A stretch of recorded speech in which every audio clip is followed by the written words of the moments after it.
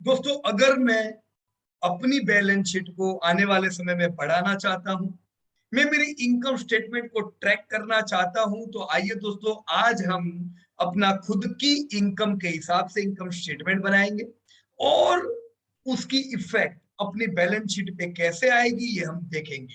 दोस्तों, ये हमें गाइड कर सकती है आने वाले समय में हमारी बैलेंस शीट, हमारी एसेट, हमारी लायबिलिटी कितनी ग्रो करने वाली है उसके ऊपर। दोस्तों, ये बहुत ही अहम पार्ट होता है पर्सनल फाइनेंस का। तो आइए दोस्तों, आज हम इस फॉर्मेट पे बातचीत करें। दोस्तों, लास्ट वीडियो अगर आपने नहीं देखा है इससे पहले का, तो प्रीवियस वीडियो जरूर पहले देख लीजिए, क्योंकि बेसिक चीज हमने सब उसमें डिस्कस की थी। आज के इस वीडियो में हम लोग फॉर्मेट डिस्कस करेंगे। Right friends? तो मैं शुरू करूं उससे पहले आपको बता दूं, अगर आपने चैनल को सब्सक्राइब नहीं किया है तो सबसे पहले ठाक चैनल सब्सक्राइब कर दीजिए। बाजू में जो नोटिफिकेशन बेल आता है उसको दबाना जरूरी है, नहीं तो आपको अपडेट्स नहीं मिलेंगे। तो ये दोनों प्रोसेस करने के बाद अब चलो दोस्तों हम हमारे टॉपिक पे आए। दोस्तों, ये जो टॉपिक है इसमें बहुत ही एक कहानी इंपॉर्टेंट रह सकती है। मैं आपको वो कहानी बताता हूँ, शायद आपने सुनी होगी। दो लकड़हारे थे, उन्हें नौकरी की सख्त जरूरत थी। वो गए नौकरी की तलाश में और दोनों साथ में नौकरी पे लगे। दोस्तों, उनको उनके मालिक ने प्रोडक्टिविटी के बेस पे पगार देने का डिसाइड किया। वो जितनी लकड़ियां काट के लाएंगे उसके हिसाब से उनको पगार मिलेगा। दोनों ही मेहनतू थे, दोनों ने काम करने की शुरुआत कर दी। अब जैसे जैसे महीने बीतते चले गए, दूसरा लकड़हारा ये देखता था कि जो मेरा दोस्त है उसको मेरे से ज्यादा पगार मिलता है। अब मैं उससे ज्यादा मेहनत करता हूं पर मुझे प्रोडक्टिविटी क्यों कम मिलती है। वो गया मालिक के पास, बोलने लगा, सर आप ये ठीक नहीं कर रहे हो। उसको ज्यादा पैसा मिलता है, मुझे कम पैसा मिलता है। मैं उससे ज्यादा मेहनत करता हूँ, रात दिन मजदूरी करता हूँ, तो क्यों ऐसा। दोस्तों, मालिक ने बोला कि ये प्रोडक्टिविटी बेस है। दोस्तों, आप अपनी प्रोडक्टिविटी कम कर रहे हो, जाके अपनी प्रोडक्टिविटी को बढ़ाओ। लकड़हारे ने कहा, मालिक मैं इतना काम करता हूँ, आपको मेरे मेहनत की कदर नहीं है। मालिक ने बोला, नहीं, यहाँ तो प्रोडक्टिविटी देखी जाती है। तुम जाके पूछो अपने दोस्त से जो हाई प्रोडक्टिविटी दे रहा है, क्यों उसे ज्यादा, क्यों मुझे कम। वो गया अपने दोस्त के पास कि भी तुझे क्यों ज्यादा मिल रहा है।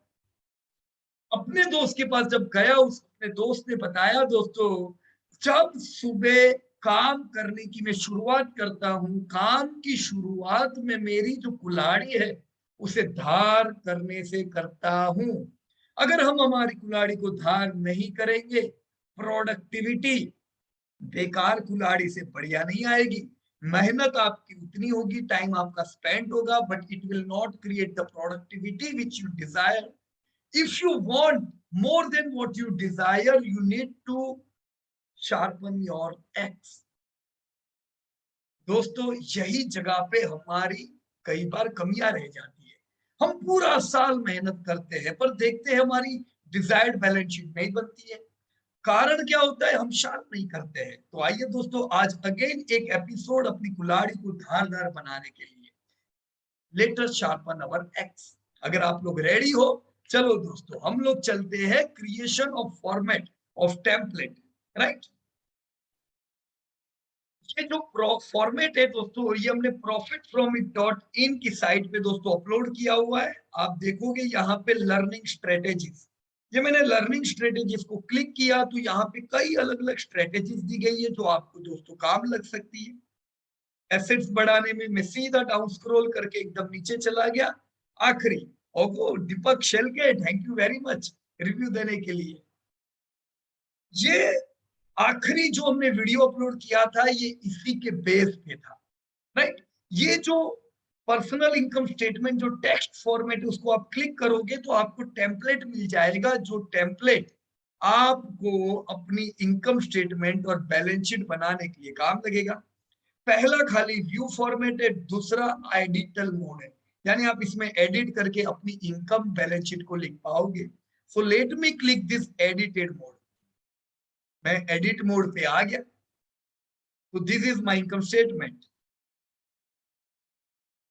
तो ये टेम्पलेट को आप डाउनलोड भी कर सकते हो, ये टेम्पलेट को आप ऑनलाइन भी यूज कर सकते हो। राइट?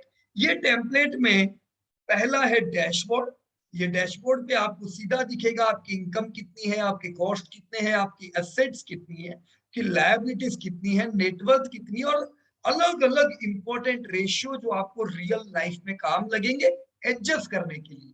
देखो, हम जब गाड़ी चला रहे होते हैं, हमें जब आंकड़ा दिखता है कि पेट्रोल कम है तो हम पेट्रोल पोर करते हैं, तो ये हमें काम लगता है। ये डेटा देखेंगे तो पता चलेगा हमें क्या एक्शन लेना है, स्पीड बढ़ानी है कि स्पीड डिक्रीज करनी है। This all can seen by your different different ratios in your dashboard of the car. Same thing, dashboard of your life. यहाँ पे टोटल इनकम, दोस्तों टोटल इनकम को कंपेयर किया जा सकता है किसके साथ दोस्तों? जो 5 महत्व के जो तत्व जो हमें पढ़ाई में सिखाए जाते हैं। पहला तत्व कौन सा है दोस्तों? पानी।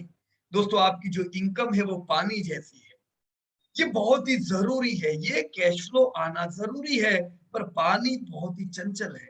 उसे जहां आप राह दिखाओगे वो राह पे चल पड़ेगा। उसको आप सिर्फ और सिर्फ खर्चे दिखाओगे तो वो खर्चों की ओर जाएगा। उसको आप स्टोर करोगे तो आपका स्टोरेज बढ़िया रहेगा और ये आपको भविष्य में काम लगेगा। दोस्तों बरसात का दुनिया में सिर्फ 3% पानी काम लगता है, बाकी पानी दरिया में बह जाता है। राइट? अगर हम स्टोरेज करते हैं तो ये स्टोरेज किया हुआ पानी जब 1-2 साल बरसात कम भी गिरे तब काम लगे। आपने देखे होंगे जो देश, जो स्टेट डैम्स बनाते हैं वो देश की प्रगति अच्छी होती है, क्योंकि वो स्टोरेज करके रखते हैं ये इंपॉर्टेंट चीज को। सबसे इंपॉर्टेंट तत्व हमारे जिंदगी हमारा वो है जल, पानी। वही है दोस्तों आपका कैश फ्लो। दोस्तों ये जो टोटल इनकम, इनकम स्टेटमेंट जो हमने यहाँ पे बताई है, ये इसी जल का एक पार्ट है। आप में से कई लोग सोचते होंगे ये बैलेंस शीट, ये इनकम स्टेटमेंट, ये हम लोगों ने पश्चिमी देश से सीखा है। दोस्तों ऐसा बिल्कुल नहीं है। पश्चिमी देश का भी जो बेस है वो आपके चाणक्य के बनाए हुए अर्थ तंत्र पे बेस है दोस्तों। दोस्तों वो जमाने में बैलेंस शीट और इनकम स्टेटमेंट सिखाई जाती थी जब दुनिया को इसके बारे में पता नहीं था, आप ही की तक्षशिला और नालंदा यूनिवर्सिटी में। दोस्तों आज भी दुनिया उसी को बेस में मान के आगे चलता है। दुनिया को दिखता है भारत और भारत को दिखता है पश्चिम। हम हमेशा पश्चिम की ओर चलते हैं। राइट दोस्तों? वो लोगों का बेस आपका अर्थतंत्र है। राइट? यहाँ पे annual house hold income, annual house hold income में दोस्तों आप देख पाओगे आपकी सैलरी इनकम। यहाँ पे हमने ए बी इसलिए दिया हुआ है क्या कि ये हाउस होल्ड है। हस्बैंड वाइफ अगर दोनों जॉब करते हैं आप अपनी अपनी इनकम को यहाँ पे लिख सकते हो। ग्रे वाले फॉर्मेट एडिटेबल है, ये एडिटेबल नहीं है। इधर मैं एडिट करने जाऊंगा तो प्रोटेक्टेड शीट बताएगा, तो आपको यहाँ खाली यहाँ पे फिगर लिखनी है। हम ये भी मानते हैं आपके मदर या फादर की पेंशन आती है, that is also your house hold income, you can note down here. Right? So this is the way your income can be segregated. दूसरी होती है दोस्तों सेकेंडरी इनकम। आपने ऑलरेडी डैम बनाए हुए हैं, एसेट बनाई हुई है, तो दोस्तों वो एसेट आपकी सेकेंडरी इनकम में काम लगती है। राइट? तो ये सेकेंडरी इनकम कितनी आ रही है आपको अपनी फाइनेंशियल प्रोडक्ट इन जो आपने इन्वेस्ट किया हुआ है उससे। रेंटल इनकम, अगर आपने फिजिकल एसेट ली हुई है, आपको भाड़ा आता है तो वो आपको इधर नोट करना है। इनडायरेक्ट बिजनेस इनकम भी आपकी हो सकती है। तीसरी होती है वन टाइम इनकम। कभी ऐसा भी होता है आपकी एफडी मैच्योर हो गई, ऐसा भी हो सकता है आपने इस साल बहुत बाजार चल चुका है, आपने थोड़े शेयर प्रॉफिट बुक किए, तो वो सब चीजें दोस्तों यहाँ पे आएगी। आपने अपनी प्रॉपर्टी सेल की। टोटल नीचे आती है आपकी रेगुलर इनकम और होती है आपकी कंपाउंडेड इनकम। दोस्तों ध्यान रखें ये दोनों इनकम में कुछ डिफरेंस है। रेगुलर इनकम वो इनकम है जो आपको हर साल मिलने वाली है। अब एसेट बेच के जो इनकम होती है वो आप हर साल उम्मीद नहीं कर सकते। राइट? कंपाउंडेड इनकम वो होती है जो रेगुलर इनकम और एसेट सेलिंग के बाद जो इनकम आती है उसको बनाती है। राइट? तो ये था आपका जल का प्रवाह, इनकम, कैश फ्लो। दोस्तों यही प्रवाह कहाँ पे जाता है? खर्चों में जाता है। तो ये आपके एनुअल हाउस होल्ड एक्सपेंस है। किधर कितने आते हैं? ग्रोसरी पे, fees and education, rent, transportation, utilities, other cost मिलके आपकी कॉस्ट ऑफ लिविंग बनती है दोस्तों। राइट? 20% मैंडेटरी कॉस्ट यहाँ पे आपका बन रहा है। दोस्तों मैंडेटरी कॉस्ट यानी क्या? अगर आपने कुछ लोन लेके रखी हुई है, लोन्स के जो हफ्ते आते हैं वो भी मैंडेटरी तो होते हैं, right. Installments, tax, insurance, corporation tax, ये सब मिलके आपका मैंडेटरी कॉस्ट बन गया। दोस्तों जनरली ये देखा जाता है कि आपकी जो इनकम आती है उसका 50% खर्चा कॉस्ट ऑफ लिविंग और मैंडेटरी कॉस्ट दोनों को मिलके 50% जितना होना चाहिए। ये जो केस है यहाँ पे हम देख रहे हैं, this is not a model portfolio, ये कोई मॉडल इनकम स्टेटमेंट नहीं है, राइट। ये हमने खाली उदाहरण दिया है, यहाँ पे आपको आपकी एक्चुअल फैक्ट डालने हैं, राइट। पर ये जो हमने जो एग्जांपल दिया हुआ है ये एग्जांपल अच्छा है, क्योंकि इस एग्जांपल के हिसाब से करीबन 52% कॉस्ट आपके कॉस्ट ऑफ लिविंग और मैंडेटरी कॉस्ट पे जा रहे हैं, 2% ज्यादा जा रहे हैं, राइट। तीसरा, first was cost of living, second was mandatory cost, third is your investment. दोस्तों तीसरी जगह जाती है आपकी इन्वेस्टमेंट पे। इन्वेस्टमेंट यानी जो पैसा आप बचत करते हो, डैम में जो पानी संग्रह करके रखते हो ताकि मुश्किल समय में काम लगे, उसके साथ ही आपको देश को हरियाली लाने में मदद करे, आपके ड्रीम पूरे करने में मदद करे।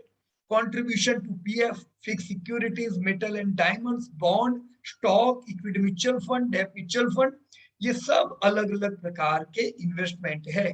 दोस्तों जनरली इन्वेस्टमेंट 20% तो होने ही चाहिए। 20% is your minimum thing where allocation होना चाहिए। ये मॉडल के हिसाब से 28% हो रहा है, अच्छा है, राइट। सबका टोटल यहाँ पे नीचे आ गया। इसके बाद ही डिस्क्रिशनरी स्पेंडिंग पे आगे बढ़ने का, अगर दोस्तों आपका ये जो खर्चा सब इधर ही खत्म हो गया तो डिस्क्रिशनरी स्पेंडिंग के लिए कुछ बचेगा नहीं, राइट। अब कुछ लोग पहले डिस्क्रिशनरी स्पेंडिंग करेंगे फिर इन्वेस्ट करेंगे, दैट इज रॉन्ग। पहला आता है इन्वेस्टमेंट, फिर चौथा नंबर होता है आपका डिस्क्रिशनरी स्पेंडिंग का, जिसमें entertainment, holidays, restaurants, gift, lifestyle expense वगैरह वगैरह आते हैं।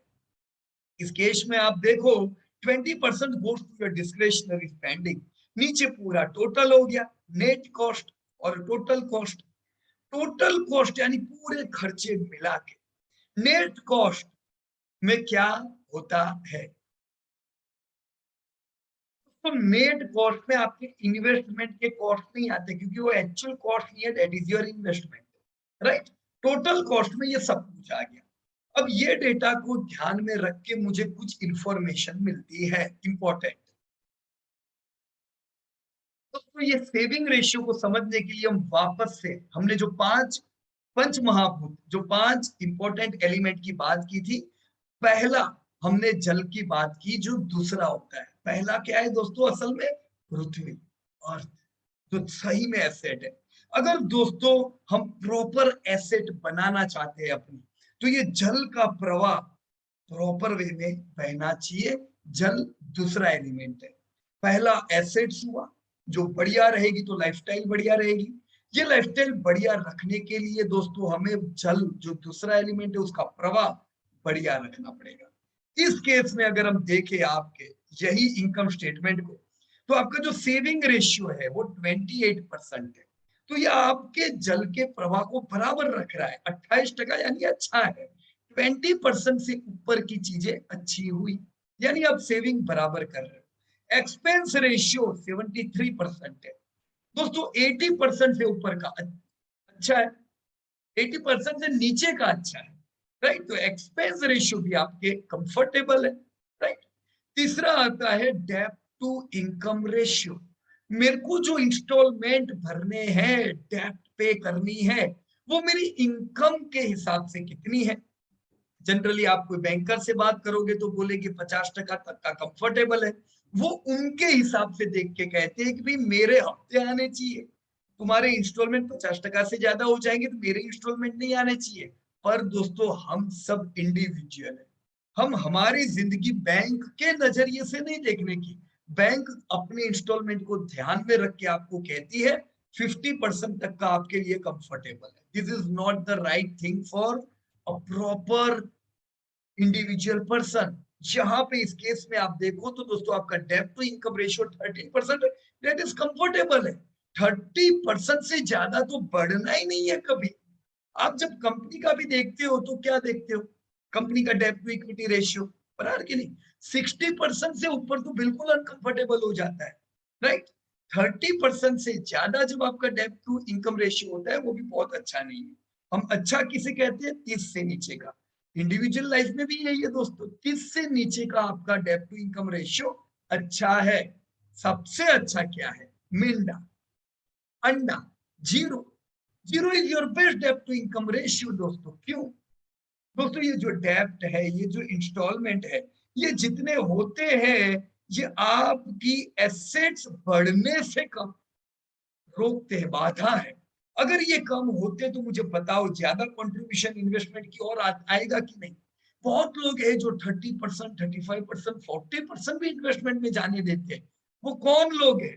ये वो लोग हैं जिन्हें गाड़ी आज खरीदनी है, पर उन्हें पता है कि मैं आज लोन लूंगा तो मैं बैंक को प्रिंसिपल लौटाने वाला हूं आने वाले 5 साल में, और प्रिंसिपल के साथ इंटरेस्ट भी लौटाने वाला। तो मैं कैपेबल हूं प्रिंसिपल इंटरेस्ट दोनों लौटाने में। 5 साल में मैं दोनों पे कर देता हूं। तो ये दो, मैं अगर जितना इंस्टॉलमेंट पे करता हूं उतना एसेट में अगर मैं इन्वेस्ट करूंगा तो 5 साल नहीं, जल्दी में इतनी रकम इकट्ठा कर पाऊंगा। और उससे फायदा क्या होगा? पैसा मेरी एसेट में काम लगेगा, ये एसेट बढ़ने भी वाली है, जहां पे इंस्टॉलमेंट सिर्फ घटने वाले हैं। Same thing if I am taking a house, yes, मैं उनको प्रिंसिपल और इंटरेस्ट दोनों मिला के दुगना या दुगना पे करता हूं। पे करता हूं कि नहीं? राइट।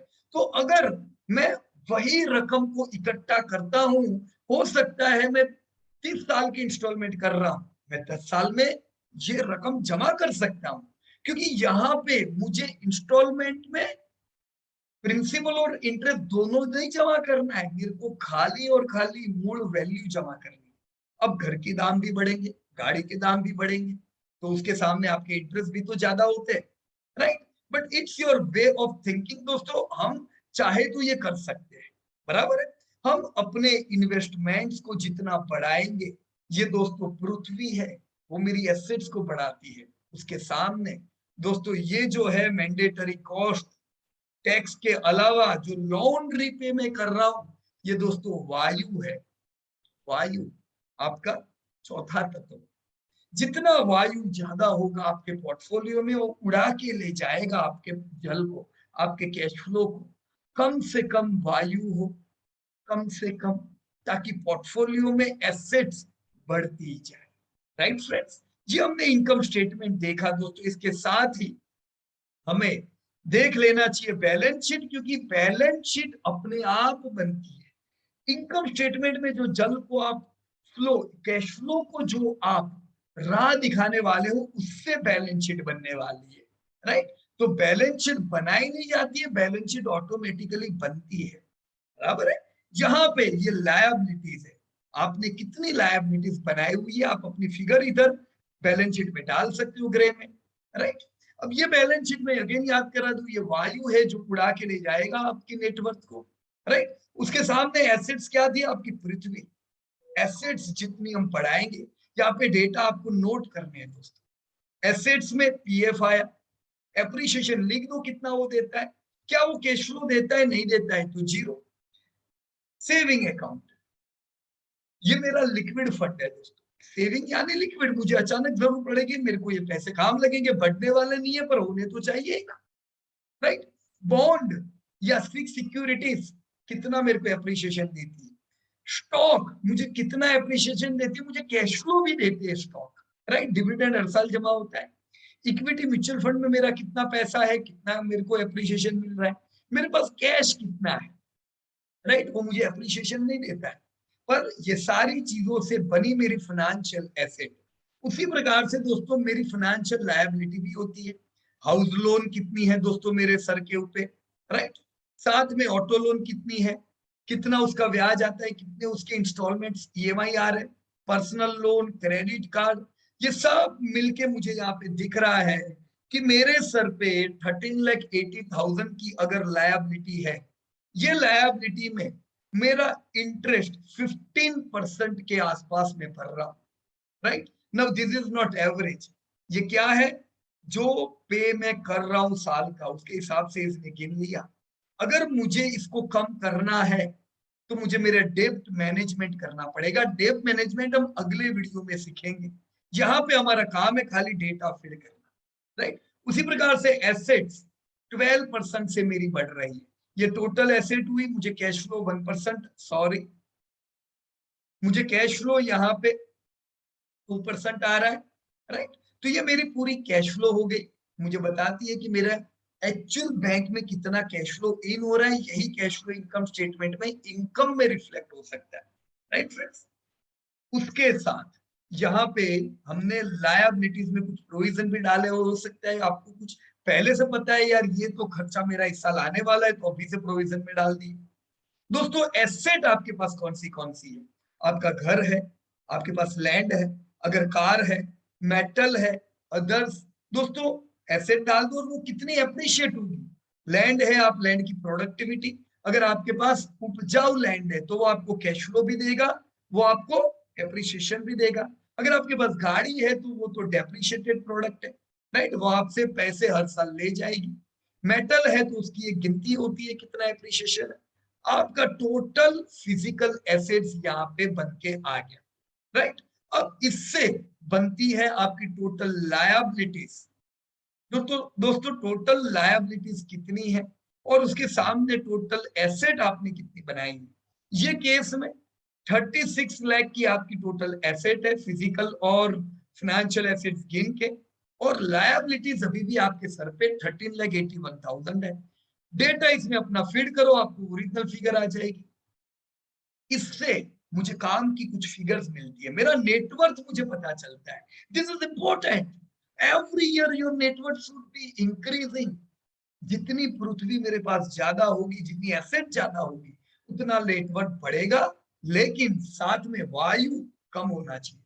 यानी नेटवर्थ कैसे बनता है? Assets minus liabilities, right. Leverage ratio, दोस्तों लिवरेज रेशियो एक काम का रेशियो, ये क्या है? हमने यहाँ पे आपको डैशबोर्ड ऑलरेडी दिया हुआ है ताकि आप यहीं से जान सको आपका सेविंग रेशियो कितना था, एक्सपेंस रेशियो कितना था, लिवरेज रेशियो कितना है। लिवरेज रेशियो यानी क्या? मैं वापस से यहाँ पे बैलेंस शीट में आ जाता हूँ। इस केस में 38% है। दोस्तों लिवरेज रेशियो गिना जाता है मेरी टोटल लायबिलिटी यानी लिवरेज। टोटल लायबिलिटीज मेरे एसेट के मुकाबले कितनी है। तो लायबिलिटीज एसेट के मुकाबले जितनी ज्यादा होगी उतना रिस्क है, जितनी कम होगी, अगर ये जीरो के करीब आता है तो मेरे लिए सबसे बढ़िया है। अभी ये 40% दिखा रहा है, यस इट इज कंफर्टेबल, पर मैं जितना इसको और घटा सकूं उतना मेरे लिए ज्यादा फायदे कारक चीज है। मैं early retire, young retire, rich हो सकता हूं। दोस्तों सॉल्वेंसी रेशियो, दोस्तों सॉल्वेंसी रेशियो क्या होता है? फिर लिवरेज ने मुझे बताया मेरे सर पे लायबिलिटीज कितनी है एसेट के मुकाबले। सॉल्वेंसी रेशियो दोस्तों मुझे ये बताता है कि यहाँ पे मैंने जितनी नेटवर्थ अब तक बनाई है वो मेरी एसेट के मुकाबले कितनी है। क्या एसेट जितनी ही मेरी नेटवर्थ है कि उससे कम है? इस केस में दिख रहा है 62%। यानी मैं ये मानूंगा कि ये जो सब एसेट बनाई वो मेरी है तो वो गलत बात है। मुझे ये जानने के लिए नेटवर्थ से इसको डिवाइड करना पड़ेगा, तब में पता चलता है, राइट। क्योंकि नेटवर्थ मेरी सही में एसेट बताती है। 100% assets are not mine because there are liabilities. वो बैंक के पैसे से खरीदी हुई है, वो मेरी एसेट थोड़ी ना है। तो सॉल्वेंसी रेशियो दोस्तों मुझे बताता है मैं कितना सेफ हूं। उसी प्रकार से दोस्तों लिक्विड एसेट्स जाननी जरूरी होती है। लिक्विड एसेट मुझे ये बताती है कल अचानक मुझे जरूरत पड़ी तो मेरे पास कितनी लिक्विड एसेट है। कल अगर मेरे को इमरजेंसी फंड की जरूरत पड़ेगी तो मेरे पास इतनी लिक्विड एसेट्स है। लिक्विड एसेट्स हम कैसे देखते हैं? दोस्तों मैं यहाँ पे डबल क्लिक करता हूँ, देखिए हमने क्या क्या इंक्लूड किया है। सेविंग अकाउंट का पैसा लिक्विड एसेट हुआ, बॉन्ड और फिक्स डिपॉजिट ये लिक्विड एसेट हुई, हम तोड़ तो सकते ही है। कैश लिक्विड एसेट है, स्टॉक को हम लिक्विड एसेट नहीं गिनेंगे, म्यूचुअल फंड को नहीं गिनेंगे, क्योंकि ये हो सकता है जब आपको जरूरत पड़े तब वो कम भी हुए होंगे। दोस्तों ये एक लॉन्ग टर्म एसेट है, कम से कम 10 साल आप रखते हो तब आप सेफ्टी जोन में आते हो, राइट? तो हमने यहाँ पे लिक्विड एसेट में शेयर को नहीं गिना है, नहीं तो आप हमेशा इसको गिनोगे और बार बार इसको डिस्टर्ब करके जाओगे, फिर वो एसेट नहीं बढ़ेगी।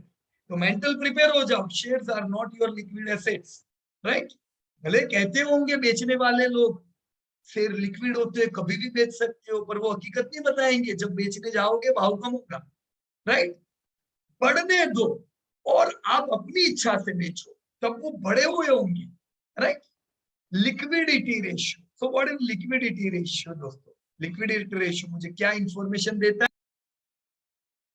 मुझे बताता है कि मेरी लिक्विड एसेट मेरी टोटल इनकम के मुकाबले कितनी है। क्योंकि मेरी जो टोटल इनकम है साल की जो मेरे पास आ रही है, उसके मुकाबले अच्छी खासी लिक्विड एसेट भी होनी चाहिए। ये इसलिए क्योंकि कल कभी 6 महीने के लिए मान लो मेरी नौकरी चली गई, तो मान लो मेरा बिजनेस बंद हो गया, तो देखो जिंदगी है यार, कुछ हो सकता है, राइट? तो लिक्विडिटी रेशियो अच्छा होना चाहिए, कम से कम दोस्तों कितना होना चाहिए? 6 महीने की इनकम आ सके उतना तो मेरा लिक्विडिटी रेशियो होना चाहिए।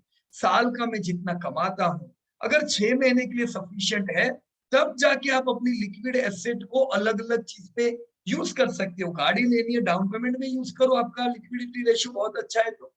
पर अगर लिक्विडिटी रेशियो इतना अच्छा है नहीं और मैं पूरे पैसे को कार के डाउन पेमेंट में या कोई और चीज के डाउन पेमेंट में खर्च कर लूंगा, तो बराबर नहीं है, राइट? अब स्पेकुलेटिव में यूज करते हो पैसे को, ट्रेडिंग में यूज करते हो। अगर स्पेकुलेशन में यूज कर रहे हो, वो तब यूज करो जब आपके पास लिक्विड एसिड बराबर हो। आपने कोई ट्रेडिंग पोजीशन ली है और अचानक पैसे की जरूरत पड़ गई, वो ट्रेडिंग वाले पैसे को नुकसानी में काटना होगा, पूरे आपके प्लानिंग को बिगाड़ेगा। स्पेकुलेशन लिक्विड एसिड के पैसे से मत करो, लिक्विड एसिड को बाजू में रखो, फिर जो करना है वो करो। कुछ लोग तो बहुत बढ़िया स्पेकुलेशन करते हैं, उनको ब्रोकर बोलते हैं तुम्हारे पास ये जो शेयर है ना, शेयर उसको प्लेज में रख के करो ना, ये शेयर क्या काम लगेंगे अभी, कैश फ्लो तो देते नहीं। सही में क्या वो कैश फ्लो नहीं दे रहे? अरे मेरे को कैश फ्लो दे ही तो रहे, एप्रिशिएट भी हो रहे, 2 टका मेरे को कैश फ्लो भी दे रहे, आपको लगता है ये कैश फ्लो नहीं दे रहे।